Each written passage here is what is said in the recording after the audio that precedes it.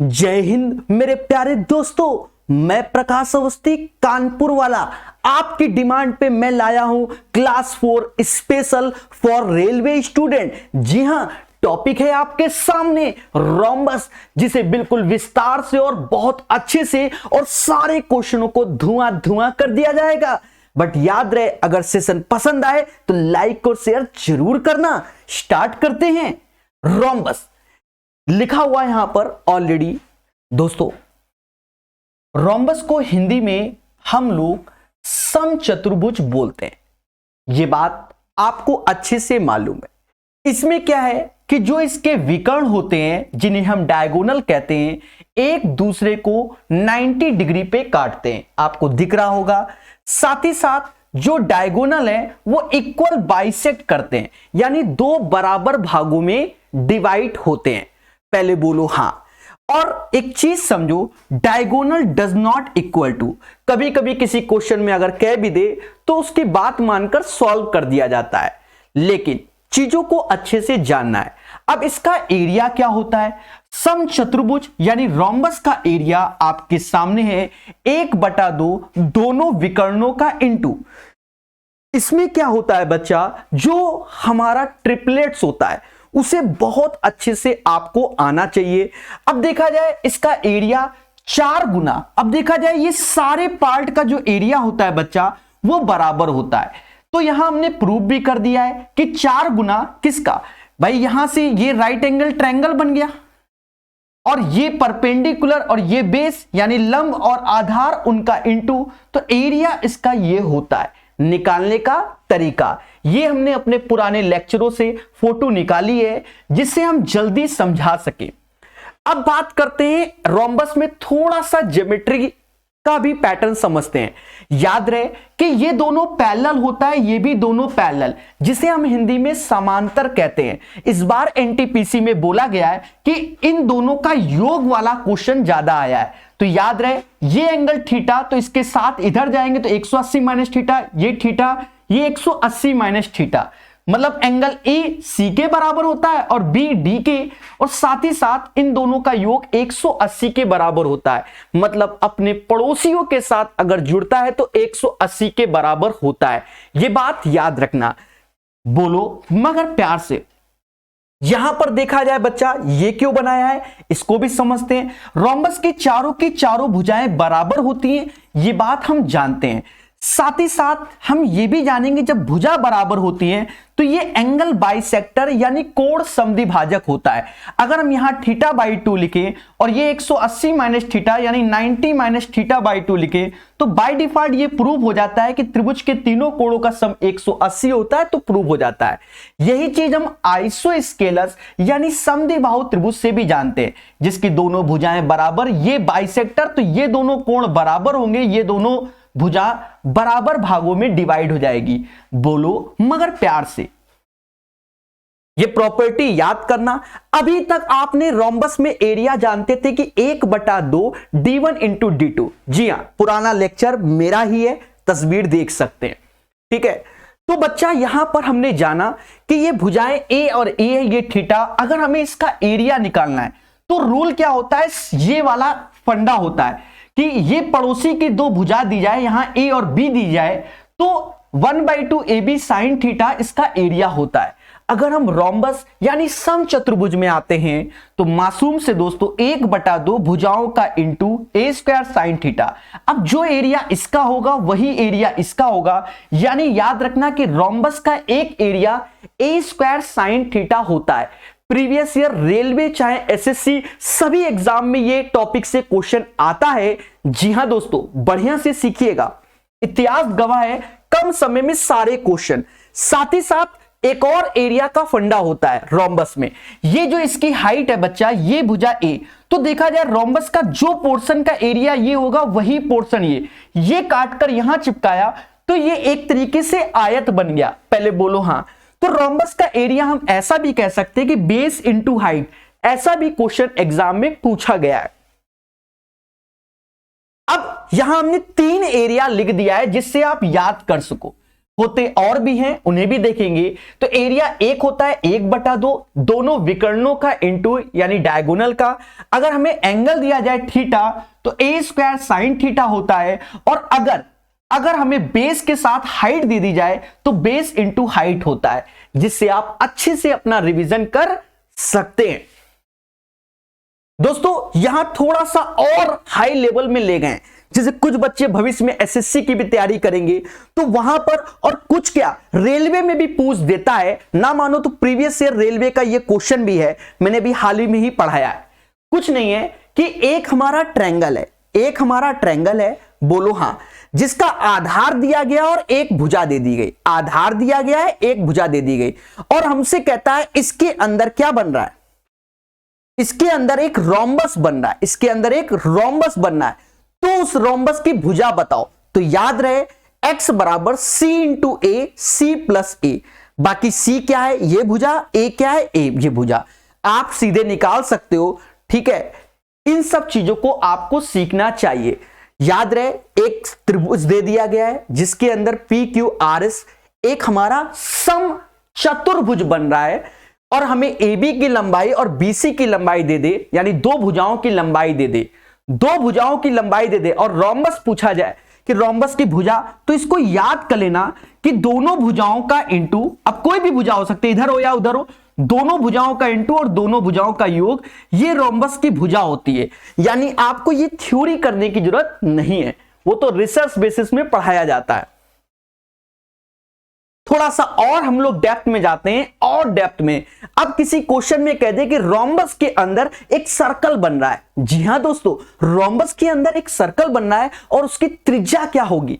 आपने कभी इसको पढ़ा नहीं होगा, ज्यादा दिमाग ना लगाना, सीधे याद करना। हम आपको बता दें रोम्बस के अंदर ये तो चारों भुजाएं बराबर होती है। अब डायगोनल, तो ये हमारी रेडियस निकालनी है, तो रेडियस कैसे निकल रही है ये चीज आप देखिए, और सीधे याद रखना दोनों विकर्णों का इंटू अपॉन 4a रेडियस होगी।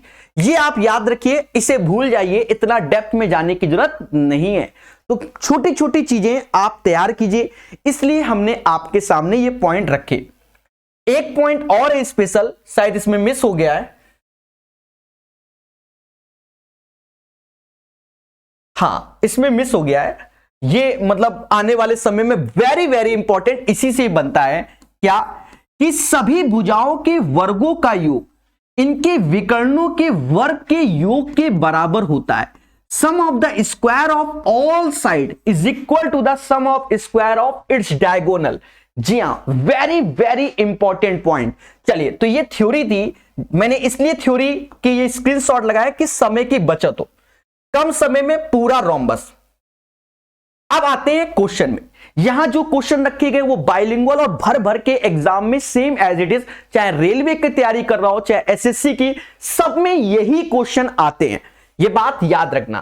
कहता है एक समचतुर्भुज का क्षेत्रफल 216 है, तो ये एक समचतुर्भुज बना लिया जिसका क्षेत्रफल 216 है, यानी एरिया 216। अब ये 216 क्या होगा, एरिया होता है 1/2 डायगोनल का इंटू, पहले बोलो हां। फिर कहता है इसके एक विकर्ण की लंबाई 24 है। मेरे मासूम से दोस्तों, एक डायगोनल की लंबाई 24 है। हम जानते हैं कि डायगोनल इसको 90-90 डिग्री पर काटता है और बराबर भागों में डिवाइड होता है। अगर 24 है तो ये 12 हो जाएगा, पहले बोलो हां। कहता है समचतुर्भुज की भुजा की लंबाई ज्ञात कीजिए, यानी हमें ये भुजा की लंबाई ज्ञात करनी है। आपके सामने, डरना नहीं है, सीखना है, तो सीधे 1/2 लिखो। डायगोनल D1 12 दूनी 24 मान लीजिए, D2 हमें निकालना है और ये 216। मासूम से दोस्तों कैलकुलेशन को फास्ट रखो, 2 से ये 12 बार गया, 2 से ये 12 बार गया, और कहीं ना कहीं 12 से ये जाएगा 18 बार, और हमें दूसरा विकर्ण मिल गया 18।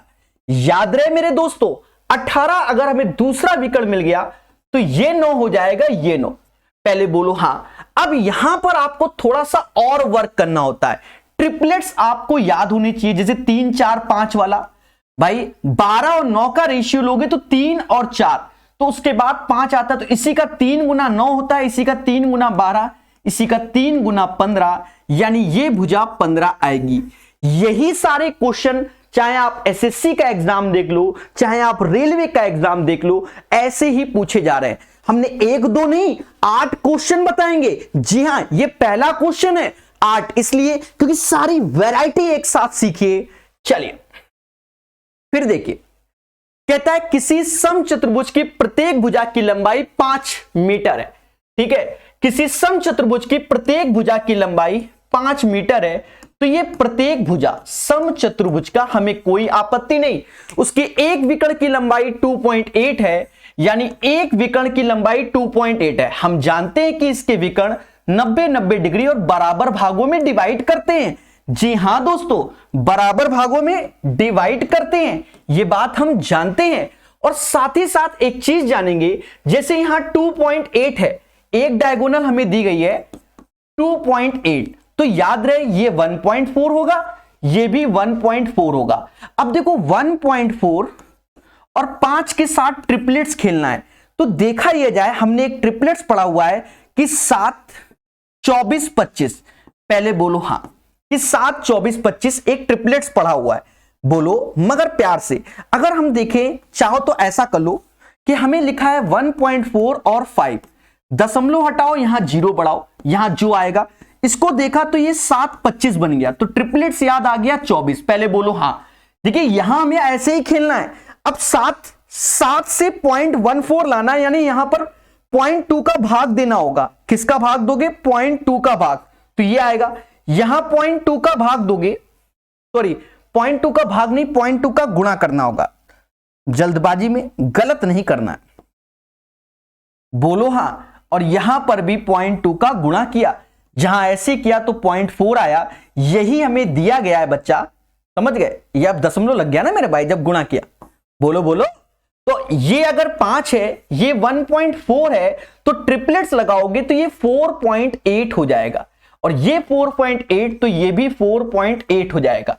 हमसे कहता है कि क्षेत्रफल बता दीजिए। जी हां, क्षेत्रफल बता दीजिए दोस्तों। 1/2 दोनों डायगोनलों का इंटू, तो देखो 4.8 4.8, तो जिसे हम बोलेंगे 9.6 और 2.8।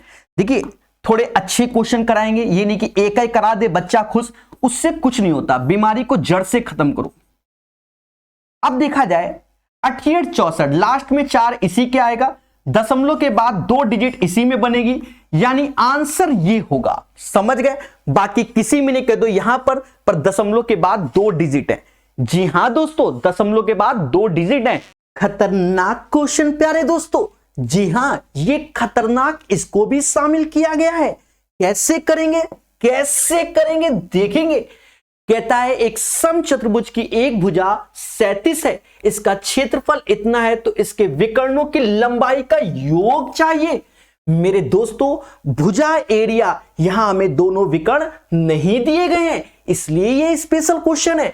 कैलकुलेशन को देखेंगे, जैसे ये समचतुर्भुज है और ये 37 भुजा है, एरिया हम जानते हैं कि विकर्णों का जो इंटू होता है वही इसका एरिया होता है, जो कि 840, यानी d1 इंटू d2 1680 होगा। बोलो मगर प्यार से, विकर्णों की लंबाई ज्ञात करना है, ये इसी से बनेगा। d1 प्लस d2 का होल स्क्वायर जो होता है बच्चा, वो d1 स्क्वायर प्लस d2 का square plus 2d1 into d2 होता है। ये भी हमें याद रखना पड़ेगा। अब ध्यान देना मगर प्यार से, हमने एक प्रॉपर्टी बताई थी कि सभी भुजाओं के वर्गों का योग इनके विकर्णों के वर्ग के योग के बराबर होता है। ये स्पेशल प्रॉपर्टी है। जी हां, भुजा 37 दिया है, तो 4 गुणे 37 यहां हो जाएगा, जो कि d1 का स्क्वायर प्लस d2 का स्क्वायर होगा। ये आपके सामने, जो कि 37 का स्क्वायर है। जी हां दोस्तों, 37 का स्क्वायर है, 37 का स्क्वायर है। और यहां पर आपको चीजों को समझना होगा, बोलो मगर प्यार से। अब देखिए 37 का स्क्वायर 50 से 13 कम 12, 25 में 13 12, तो 25 में 13 12, 13 का स्क्वायर 169, तो 1369, 37 का स्क्वायर होगा, चौका करना होगा। लिख देंगे 9 चौक 36, 3 हासिल, 6 चौक 24 और 3 27, 2 हासिल, 13 चौको 52 और 2 54, 5476 आया मेरे प्यारे दोस्तों। 1680 का डबल करना है, या 0 ऐसे लिखेंगे, 8 दूनी 16 और 16 दूनी 32, 1 33, 3360 आया। डरना नहीं, लड़ना है। 6 ऐसे आएगा और उसके बाद 7 6 13, फिर उसके बाद 4 3 7 1 8 और ये 8, 88 36 जो कि 94 का स्क्वायर होता है मेरे प्यारे दोस्तों।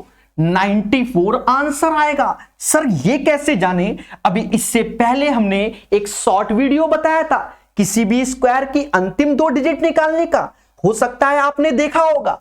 उसमें हम लोग 50 रुपए और 100 रुपए के किसी भी स्क्वायर के अंतिम 2 डिजिट निकालना है। अगर 50 से ये 16 कम है, 100 से ये 16 ज्यादा कम है, तो 16 का स्क्वायर 256, अंतिम 2 डिजिट 56, यहां 36 है। यहां देखो 50 से 8 कम है, 8 का स्क्वायर 64, अंतिम 64 नहीं है। तो ये चीज आप समझ गए। यहां 100 से ये 6 कम है, 6 का स्क्वायर 36। तो ये सब चीजें आपको सीखना है। तो जितने भी शॉर्ट वीडियो आएंगे फुल्ली कॉन्सेप्चुअल आएंगे, जिसे आप सीख सके।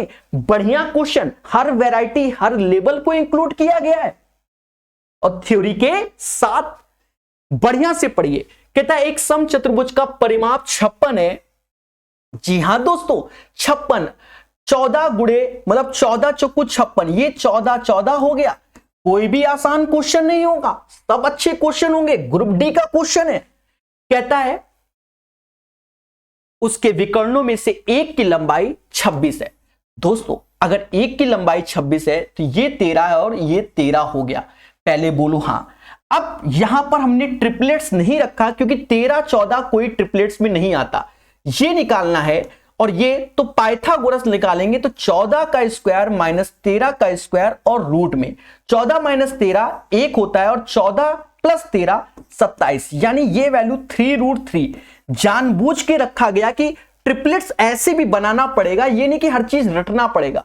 3√3 3 और हमें दूसरा विकर्ण चाहिए तो 3 3 6 6√3 आंसर। बढ़िया से देखिए सेशन को। अब जैसे ये क्वेश्चन, एक समचतुर्भुज के विकर्ण 12 16 है। अब यहां हमें विकर्ण दे दिया गया है। जी हां 12 16, ये आसान क्वेश्चन है ग्रुप डी का।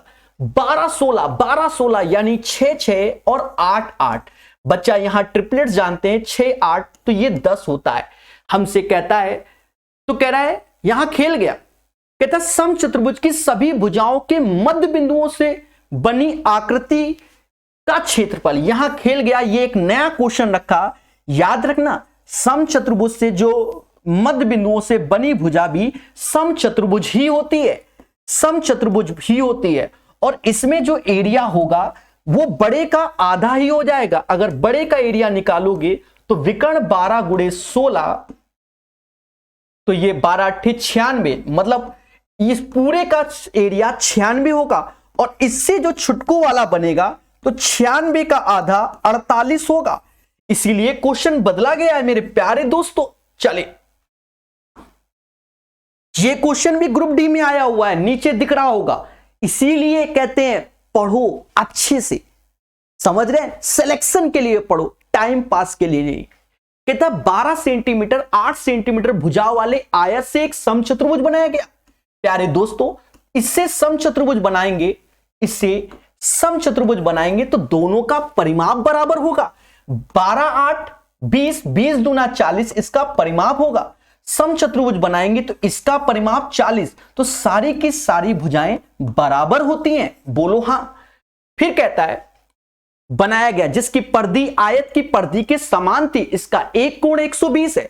कोई भी एंगल आप कर लो, ये वाला अगर 120 कर देते हो तो हमने आज प्रॉपर्टी ही बताई है, जब शुरुआत में देखोगे आप कोई भी कर दो, ये 120 कर दो तो ये 60 हो जाएगा बच्चा। और इसी से हमने बताया कि एरिया जो होगा वो ए स्क्वायर साइन थीटा निकाल लो। ठीक है, चाहे 120 में भी साइन थीटा की वही वैल्यू आएगी जो 60 में आएगी। डरना नहीं, दोनों की सेम वैल्यू होती है। तो ए स्क्वायर यानी 10 का स्क्वायर 100 और साइन 60 होता है √3/2 यानी 50√3। सारी वैरायटी के क्वेश्चन हम दिखा रहे हैं आपको, ये नहीं कि एक ही चीज आपको काला जादू सिखाएं। प्यारे दोस्तों, कहता है किसी समचतुर्भुज की एक भुजा की लंबाई 17 है, एक भुजा की लंबाई 17 है, तो सारी भुजाएं बराबर होती हैं, ये बात याद रखना। कहता है एक विकर्ण 16 है, एक विकर्ण 16 है, तो विकर्ण 16 है तो ये 8-8 हो गया, क्योंकि बाइसेक्ट करता है 90 डिग्री का कोण। अब ये 8-8 17, तो ये 15 हो जाएगा। जी हां, कैसे? 8-15 17, 8-15 17 ट्रिपलेट्स होता है बच्चा। कहता है दूसरे विकर्ण की लंबाई 15 दूनी 30, 15 दूनी 30, 15 दूनी 30। वैरायटी ये एएलपी में पूछा गया है, तो ये जो सारे क्वेश्चन है वो सभी एग्जाम में पूछे जाते हैं। खतरनाक क्वेश्चन बच्चा, सेम वैरायटी का थोड़ी देर पहले ये भी एएलपी में, सेम क्वेश्चन ग्रुप डी में, सेम एनटीपीसी में, इसलिए सीखिए मगर प्यार से। कहता है विमा वाले एक आयत को जो कि 10/6, तो इसका जो परिमाप होगा 16 दूनी 32 होगा, और इससे क्या बनाएंगे? एक रोम्बस बनाएंगे।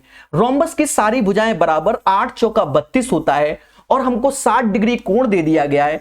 हम जानते हैं, क्योंकि ये एरिया याद रखो, a² sin थीटा, तो sin 60, 8 का 64 हो गया, और ये √3/2 हो गया, तो ये 32√3 हो गया।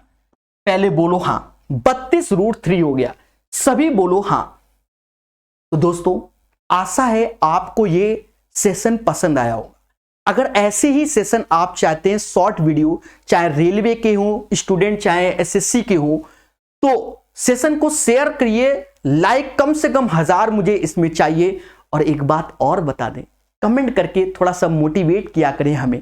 हम अगर मोटिवेट हुए तो आप समझ लो सारे जहरीले क्वेश्चन, सारा पैटर्न, सारी थ्योरी कम समय में आपको दिखा देंगे, क्योंकि हमने सब पढ़ा रखा, सब ढूंढ ढूंढ के आपके सामने चिपका देंगे, सिर्फ समझाएंगे, समय बर्बाद नहीं करेंगे।